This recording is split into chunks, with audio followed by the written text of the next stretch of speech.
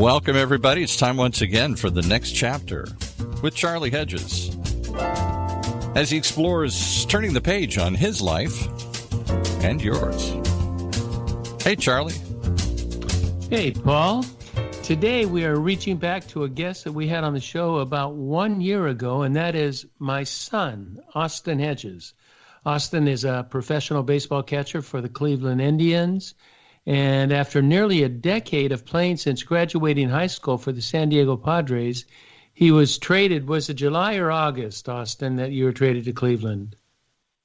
August, almost September. Oh, really? Was it that late? Okay. Yeah, the season was basically only 2 months this year. Yeah, that's right. That's right.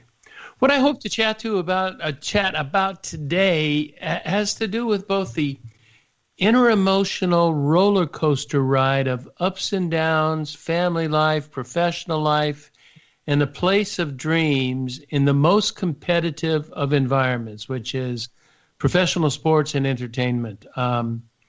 This show will be sort of the way I'm imagining it is sort of a behind-the-scene view of what it is like to be both hero and underappreciated. Fans are fickle, and they frequently feel the right to express their opinion. Many of them are very positive and sometimes not so positive. And in addition, I want to get into a look at what is life during the season, which is close to half a year or maybe a little bit more than half a year, and life during the off season. So I would like baseball fans to understand what life is like for a baseball player in real life. You up to that, son? Sure, let's do it. Okay, so let me be official and say, Austin Hedges, welcome to the next chapter with your dad. Thanks for having me. Well, it's a pleasure to have you. You're so articulate. So you know what I thought I might do, Austin, is start at the beginning. You know, as a kid, your mom and I just delighted that you always excelled in every sport.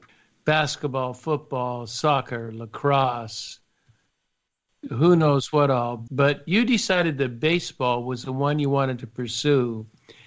And at only 10 years old, you declared rather, I want to say almost not quite defiantly, but rather strongly, that when you were going to grow up, you were going to be a professional baseball player without understanding what all that took. What was it, Austin, that made you feel that strongly about being a baseball player? For some reason, I guess it caught my attention at a super early age. I think that decision was probably made earlier than that without even knowing what a professional baseball player was. I think something about watching the game on TV or live just captured me, where it was so early that it's not even I want to do that. Like, I want to do what they're doing. I just want to be where they are almost. And so I think over the next handful of years, when I started understanding and just growing up a little bit, I was probably 3 or 4 years old. You felt at 3 or 4 years old that's what you saw yourself doing? I mean, yeah, but I didn't know it was going to be like, I didn't know that was like a big deal or anything. It was just that, like, I just wanted to do what they were doing. I don't even know if I understood the concept of baseball completely. Like, it was just, I enjoyed that, and I wanted to do what they were doing. And so I feel like that just stuck in my brain. So anytime, no matter what I was doing, it was just always in my brain. Like, just like, remember what the goal is at all times. No matter what I was doing, there was only one goal. You know, when you said your one goal, and it started at such an early age, what do you think drove you to just be so singularly minded about a goal? Was it that we watched baseball so much? Did that have an influence, or was it something else that was going on? I think it challenged my brain. There was a whole lot going on, I think, to a much deeper level than other sports. The main thing that attracted me was the complexity and the competition. Ultimately, I just wanted to compete. I wanted to, once we started getting like winning and losing was everything. It was, I had to win. I wanted to win at everything I did, and I despised losing. And baseball offered that on every game has a, you win or you lose. And there was nothing there's nothing better than going out and winning a baseball game. There's nothing worse than going out and losing it. And the beauty of both of them is the winning makes you want some more, and the losing makes you never want to experience that again. So you got to make sure you don't lose anymore. It's interesting you would say that. I remember quite a few years ago, I was listening to an interview with Joe Montana. And Joe Montana says, your highest level athletes are not driven by the desire to win. They're driven by the hatred of losing. Does that resonate with you at all? Yeah, it's for sure both, no doubt. I'm not sure it's the healthiest way to go about it. Maybe before I used to probably hate to lose more than I love to win. And I think going up a little bit to make sure that we're sticking with the positive things. It's definitely a healthier way to live, to not hate to lose at that extreme level. That's got to be negative on you emotionally, doesn't it? Yeah, just when you play so many games in so many days, you can't let something like that phase you for a second, because you got to show up and be ready to go the next day. That is the truth of baseball that many people understand, but if they're not avid sports, they really don't understand that, you play a 162-game season, and then how many games in spring training? Another 25 to 30 games? Yeah, it's basically if you go to Game 7 of the World Series, I think it's like 213 or so games from spring training through the playoffs. So if you have, you have to expect if you want to do the ultimate thing in the sport, there's a good chance you might go to 7 games. So if you do that though and you win, you're going to be playing between 209 and 213 games, including spring training, and that's a lot of that's the majority of the days. That's 2/3 of a year. You have 2 to 3 days of off days at most. Yeah, that's one of the other special things of our sport is that it's a grind, and the best in the game are able to show up on a daily basis and not let the toll affect them. And I'm constantly impressed with guys that can do that, because it's extremely hard, mostly mentally, to be locked in on a daily basis. You would really like a day off, but if you don't get that day off and you got to keep going, you got to make sure you're locked in, and that is definitely something the best do. I sort of think of baseball and golf are just so mental. You've got to be into the game just 100% of the time, especially as a catcher. You have no relief except for maybe a few at-bats in the dugout, but then in the dugout when your team is batting, you're studying charts and talking with pitchers. You're never off. It's a blessing and it's a curse, because it's difficult to stay locked in 100% of the time. It's just, it's something that's very hard to do, but at the same time, it does help me not think about at bats. I have to be locked in. In a way, it's a nice thing for me to have, because I got to lock in. I got to make sure I'm calling the right pitch, because if I don't, then I'm impacting the pitcher and his ERA and his career and the team and our record and everything. I mean, that's a really selfish thing to do. So it kind of does help take your mind off of what's happened in the past and kind of flush it and move on. Yeah, in a catcher, make no mistake, everybody is on the field is into every pitch. They're watching the signals, they're watching what's going on, but they're not in the decision-making process that a catcher has to be on, because for a large part, pitchers get credit for, they threw a great curve, but that was really the catcher that called that curve, was it not?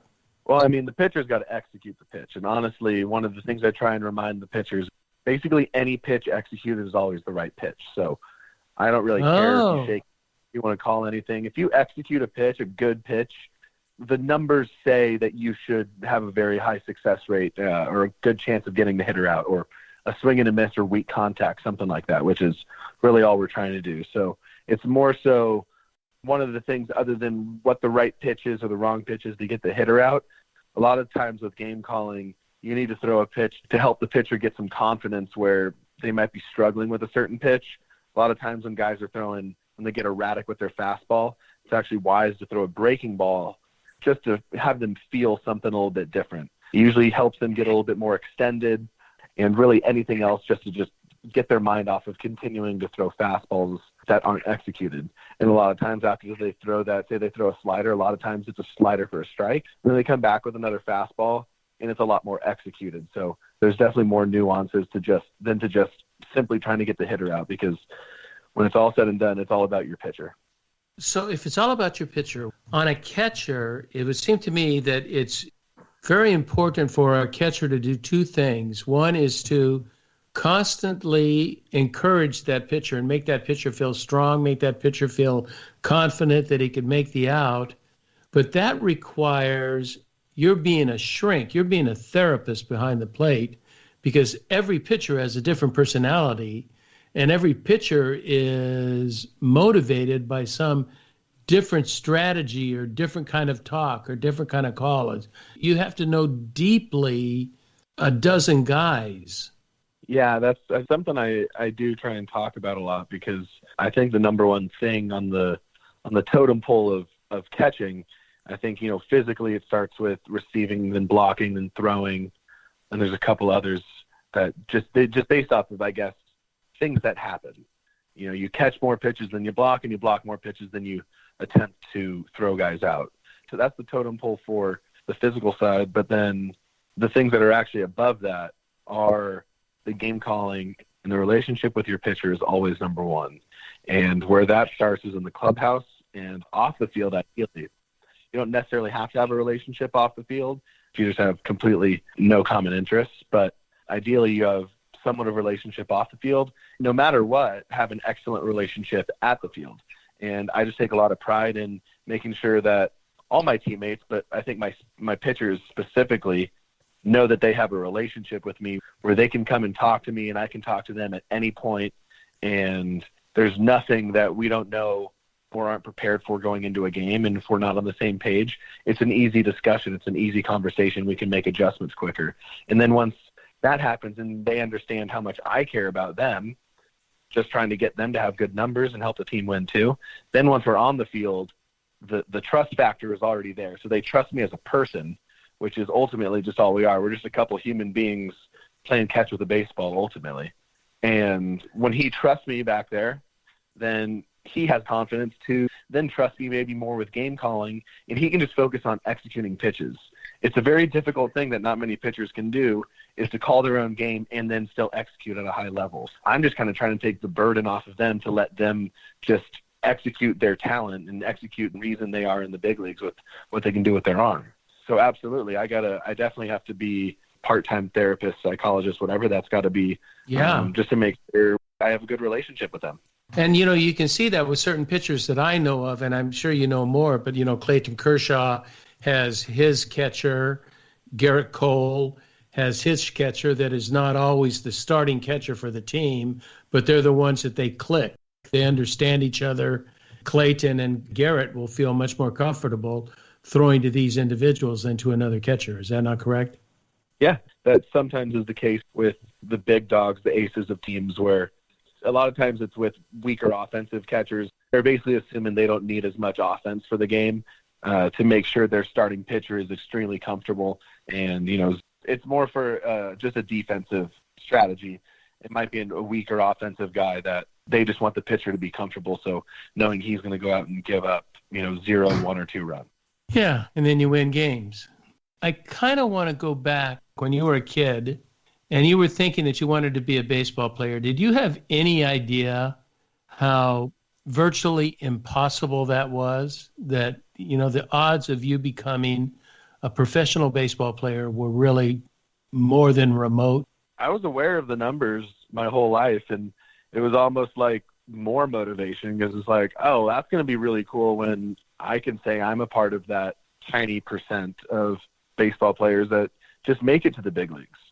And, it's definitely something that I try and look back on as often as possible. Just, I guess, humble myself, was that my goal was always just to make it to the big leagues.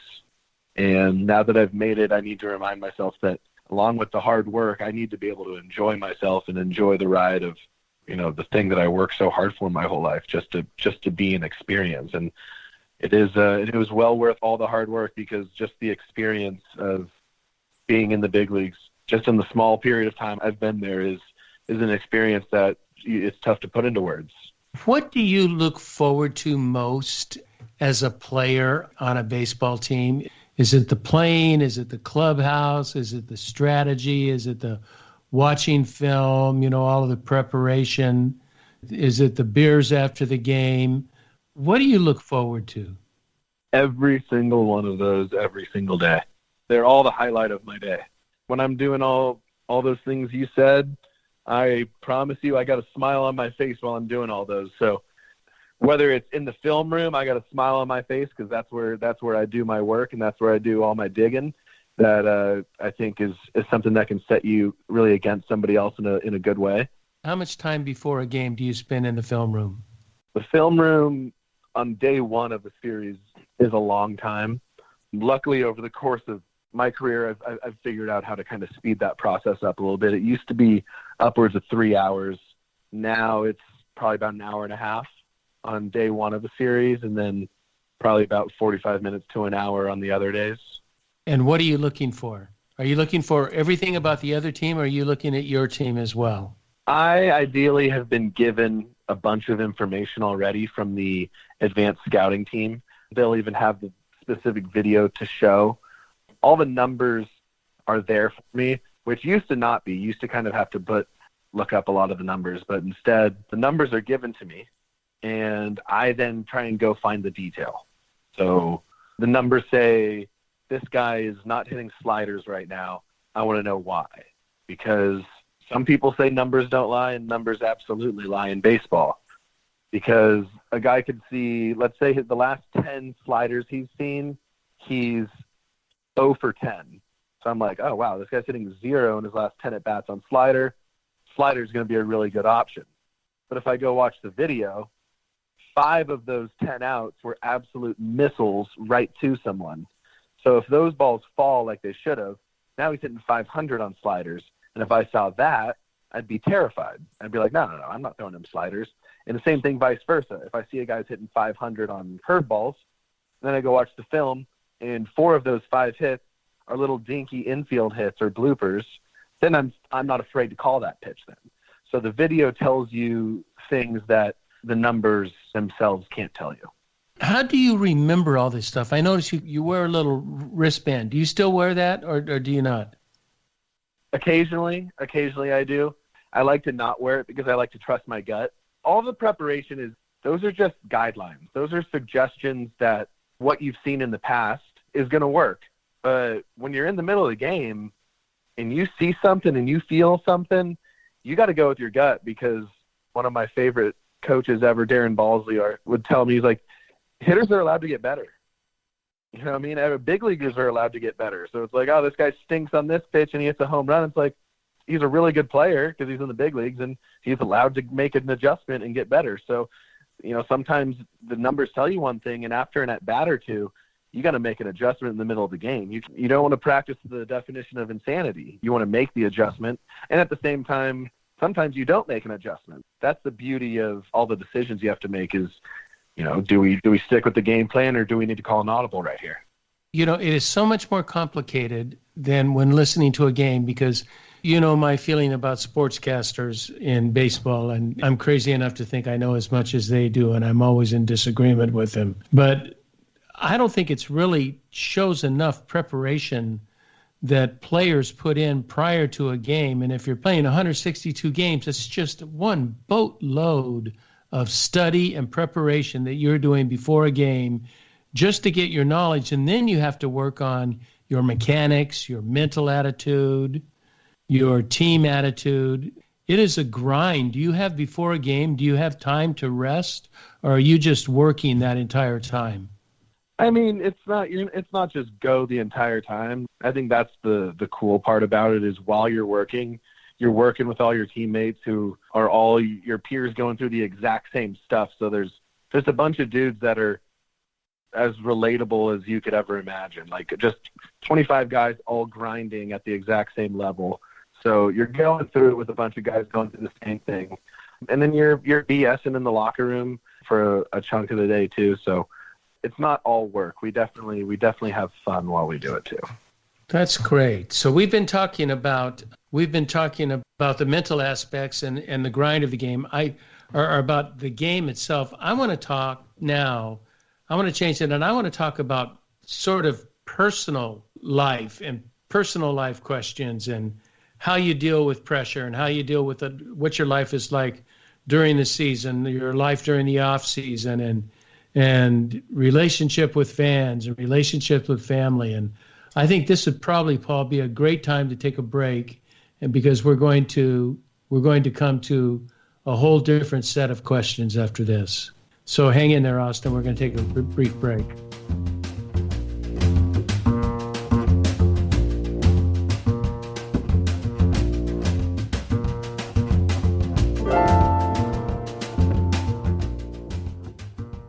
Hi, this is Charlie Hedges, and you're listening to The Next Chapter with Charlie. And today I'm talking to my all-time favorite guest, Austin Hedges, who's a catcher for the Cleveland Indians. And we are talking, I'm titling it, I may title it differently once it's published, but I'm thinking the unknown or secret life of a professional athlete, sort of information that the public doesn't get via media or via, well, any kind of media, whether it's written or microphoned. So I want to get a bit into your personal life. At 19 years old, you were drafted right out of high school by the San Diego Padres. So as a 19-year-old, you moved from California with your family to Indianapolis and moved for the first time living on your own.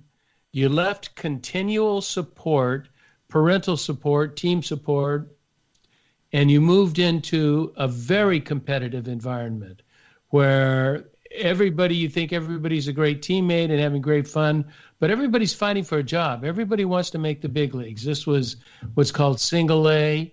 Tell me about that experience of moving from a very supportive environment to a very competitive environment. Was there a change in mental attitude in that?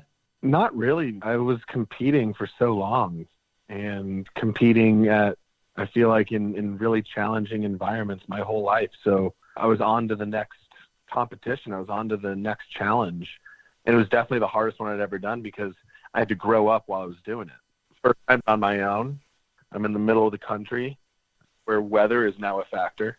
I never had to deal with the cold or severe heat before, and now I'm thrown over there, and it's freezing and snowing one game, and a few months later it's 120 degrees out. So meanwhile, just living in an apartment with another teammate, paying rent and doing grown-up stuff, and I'm 19. Just do your laundry and you lived on paper plates probably. Yeah, I'm pretty low maintenance when it comes to that. That's less cleanup. I don't think from a competition level it threw me off as much as just having to learn to connect with a bunch of dudes that were significantly older than me. There's a couple guys my age that were drafted out of high school. There's a lot of guys that were just fresh out of college, a couple years out of college. So these are 23, 24, 25-year-old guys, and I'm 19. That's a graduated college guy talking to a freshman right now. But at the same time, I think it really did help me grow up very quickly. You mentioned something about competition. Wouldn't you say that's always been one of your strongest attributes, is that you are just a competitor, that you will go out there and you do whatever it takes to win? Yeah, that's I think I've always related to the guys that talk about that. There's so many of my favorite athletes in the world that just talk about, like, you're just not going to outwork them, you're not going to out compete them, you're not going to out prepare them. And I'm like, those are all things I can control, and I'm so aware of how little control I have, but how I work, how I prepare, and how I compete are all up to me. And you have to be more talented than me because you're not going to work as hard as I'm going to work. And that's kind of the chip that I have on my shoulder, always moving forward, no matter, how many times, you suck and you fail and you don't perform well and you lose, doesn't mean like you're done. You're not going to, I've lost that competition drive. That means it makes you even hungrier. So, but it's a blast. Like it's what I want to do all day, every day. I want to go compete, man. Do you have any role models for competition that are just strictly just solid competitors that they are just going to do whatever it takes to win? I've met a handful in my career that on the baseball side, guys like Clayton Richard, he was a pitcher for the Padres.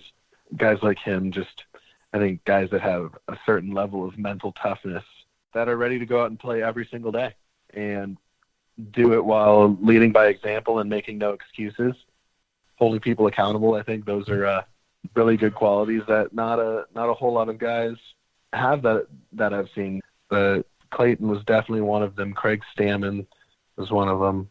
AJ Ellis, Eric Hosmer. I mean, I could go on and on. I got a ton of favorite teammates, but there's definitely guys that I've played with that inspire me to be like that and, kind of pass it on to the next generation coming up. That's very important to you too, isn't it? I was talking to somebody and they were talking about competition on a baseball team and how you were in competition with another catcher at San Diego for the starting position, and you told me he's probably one of your very best friends on the team, and people would think guys in competition are not friends, but somebody told me that game understands game, and that if you got game, you understand somebody else with game, and you just take delight in watching them work, and you had a great friendship with a guy that was supposed to be in competition with you, did you not? Yeah, I think I was kind of taught that from the get-go. My first couple of years in big league spring training, when I first got invited to big league spring training, I had a couple guys, Nick Hundley and Yasmani Grandal, both took me under their wing. And I'm the young guy just drafted, coming up trying to take their job, and they're showing me the ropes. They're showing me how to work, how to prepare, how, what it's like to be a big league catcher. So once they did that, they kind of set the tone for me to be like, all right, this is the way to do it. This is the human aspect of a sport that tries to dehumanize us. It's just another human going through the exact same thing as you, and you might as well help each other and look out for each other, because that's going to make that ride a whole lot more enjoyable. And it's not easy. It's definitely not easy at times, but it's definitely the right way to go. And I think, if anything, it's good karma, What you put out into the world, I think you get that back eventually at some point. Wasn't it Yasmani Grandal that taught you in spring training to be the first man in the clubhouse, no matter what hour that was? And you were there at a ridiculous hour, like 5:45 or whatever it was.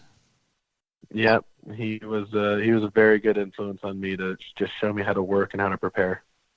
That's very kind. Tell me something. One thing that we are not used to, the average public, we think something about being in the public eye and other people's impressions of us and what do people think of us, but nobody faces the public eye like an athlete or an entertainer or a musician, actors. What is the most challenging thing you find about being in the public eye and everybody feeling they have a right to evaluate you and to let you know how they evaluate you? What's the most challenging aspect of that? Really, all of that stuff is pretty challenging. So that's why I personally stay off social media and just don't pay any attention to it. But there are obviously times and plenty of situations where you are aware and you see some of the good things, which are great, and you see some of the bad things, which, they don't feel so good. The way that I think the most challenging part is when the things are negative, you feel disappointed in yourself. Like you feel like you let the fans down, you let these people down, where you just want to. It's a confusing thing, the media and the fans, because their criticisms, if you really ask yourself if they meant anything to you, you'd say no. But every single one of us as a human, especially a human whose life goal was to be a performer, I guess, which I was, to go perform in front of thousands of people playing a sport. So you obviously, subconsciously at least, wanted to impress them. You want to get good press. You want to be on SportsCenter. You want people to say good things about you. But it stinks when they feel like they need to say some bad things about you. How does that impact you off field? The negative things that you said you heard, is that impactful off the field? Does that impact your family and your life? I'm sure it does impact people. It doesn't impact me in the slightest. I've had to learn that. How do you do that? Hard way. You know what it's like to be miserable at the field and away from the field. Both are a choice, but the one at home is the choice that has to be made. You can get away with being miserable at your job, still function, but you can't be miserable at home and have high quality of life. So when I was bringing my work home with me, like, then I'm just living a miserable life. So a lot of practice and a lot of experience, I through it. I've learned how to do that, and now I let my real life kind of take precedent over my business life, and I let, instead of kind of turning on and off, I just try and let who I am away from the field be present at the field too. And then when it's time to play, like, then it's time to play. But keeping it human, I guess. Life, it seems, in general, is just dehumanizing. Like, it's everyone is what they do, or is what the color of their skin or their sexuality. They're not just, it feels that way a lot in the public eye, I guess, as we're talking. It is quite dehumanizing, and so I just try and make it as human as possible. Are you at home, been married for a year, but you've been with your wife for 8 years? Is that right? You've been with Maggie for 8 years? 9 now, yeah. Nine now? Forever. More than a third of your life. That's hard to believe, isn't it? Yeah. Is there a different Austin during the season and during off season? Is there a different Austin? When I'm not being my best self, yes. When I'm being my best self, no. It's very easy to have two different parts just because there's significantly more stress just because it's the most stressful thing. And then in the off season, there's just zero stress because you don't have to do anything.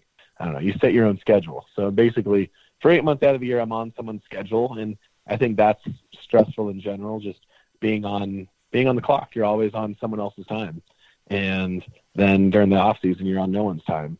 I think one of the things that's helped is I kind of am always on the clock, and once I've kind of tried to learn this whole husband thing, I realize in the off season and even during the season, I got to be on the clock for my wife and be a good husband first and foremost. And when I do that, I think it helps me be more consistent during the off season and during the season. During the season, do you find yourself being, holding your emotions close to your vest, or do you try to express your emotions to your wife, or do you keep them to yourself, and so she's kind of wondering what you like? I mean, I'm not necessarily talking about you personally because everybody is different. What do you think would be typical with players? Do you think they keep a lot of things internally closed? I think there's a little bit of everything. I've met families that tell each other absolutely everything. I've met some that are like, they know it's baseball season and they know they're kind of getting the shut-off version of a guy. So that's a personal thing. Everyone's relationship is different. But for me, I don't know, I think you try not to let the emotions of the roller coaster of the season and of life impact who you need to be in that moment and for that day. One of the things I was thinking about baseball-wise, I think about baseball-wise every now and then, and obviously think about Maggie, who, we just think the world of. She's just wonderful. That she has two different lives for sure, because during the season, you're gone a lot, and during the off season, you're around a lot. Does she have to make an adjustment of Austin not here? I've got my freedom. I can kind of do what I want to do. And then, oh my goodness, here he is 24 hours a day. Is that a switch for her? Absolutely. She definitely has to make that switch. And she's learned through successes and failures over the years too of how to cope with the massive life change every time a season starts and ends. And I think every off season's just kind of gotten a little bit better, a little bit smoother.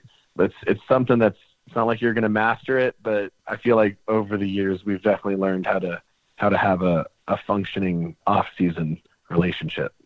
I've noticed the last couple of years, and I've really noticed it this year, your off season is very intentional. That you have times that you want to get away that are intentional, your anniversary and and Maggie's birthday comes up in November, or, came up in November, and then you plan vacations and you've got your workouts planned. It seems like your off season is very intentional, rather than just sort of loosey-goosey. There's a loosey-goosey attitude as well, but it's very intentional. Do you like that change to where you're a bit more planned and a bit more structured in the off season than you were in the beginning?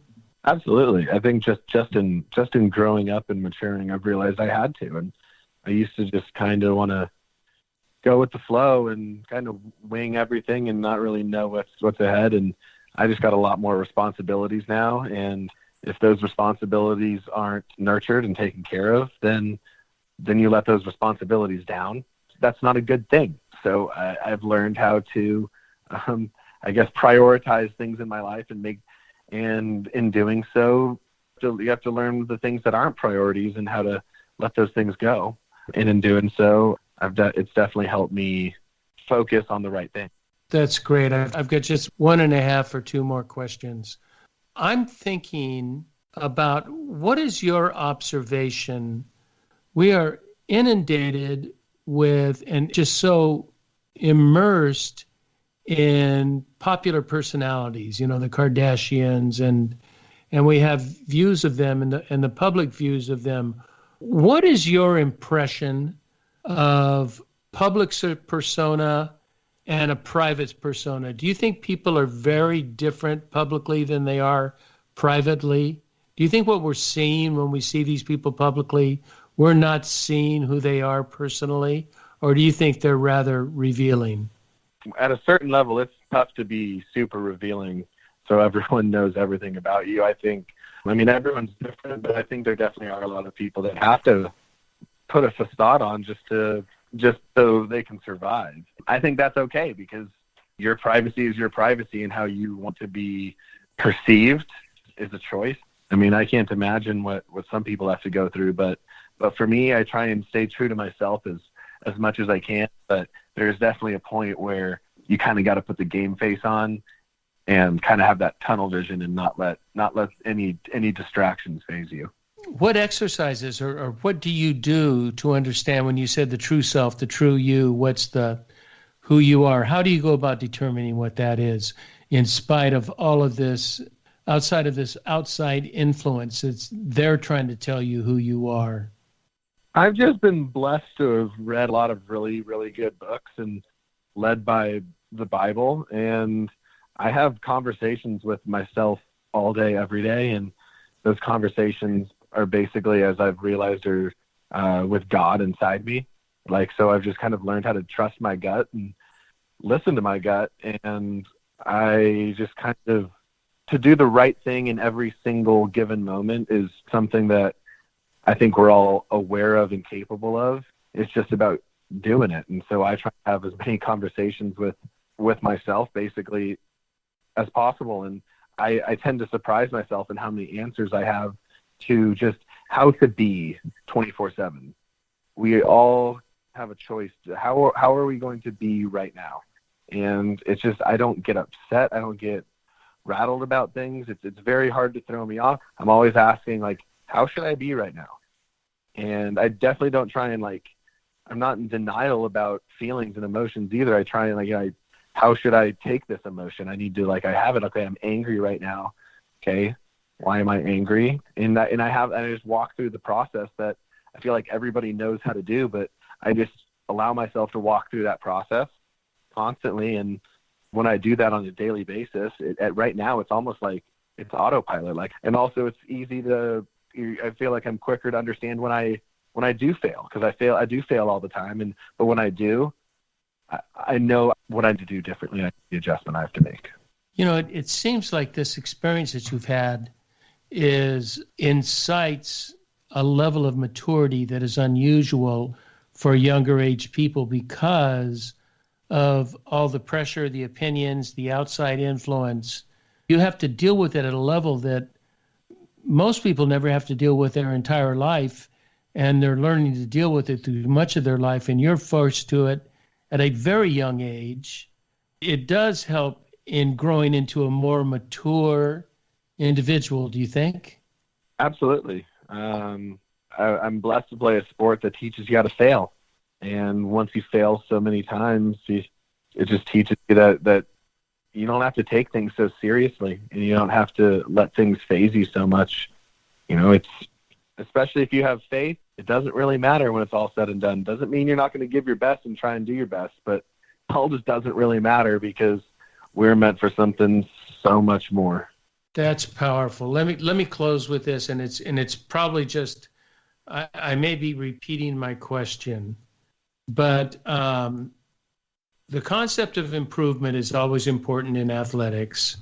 It's often more about your own impression on your improvement and how that frequently impacts how you feel about yourself, but it is impacted by how others feel. Now, I know for those of us in regular life that are not in public life, if we get a negative feedback from an individual or a group, we can get 10 positive things said about us, but if we get one negative thing said about us, that's what consumes us for a week.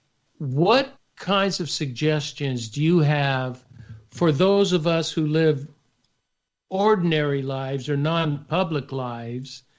What do you suggest we do to not take those personal negative comments so seriously that they impact the way we feel about ourselves and the way we behave? Did that question make sense? Absolutely. It is a complex question, and the answer I have is I would practice non-judgment.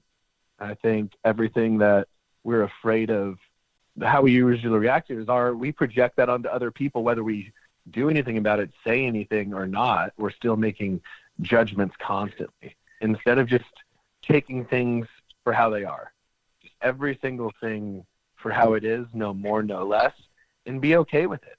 So I think it's practicing non-judgment and practicing acceptance and being able to let things go.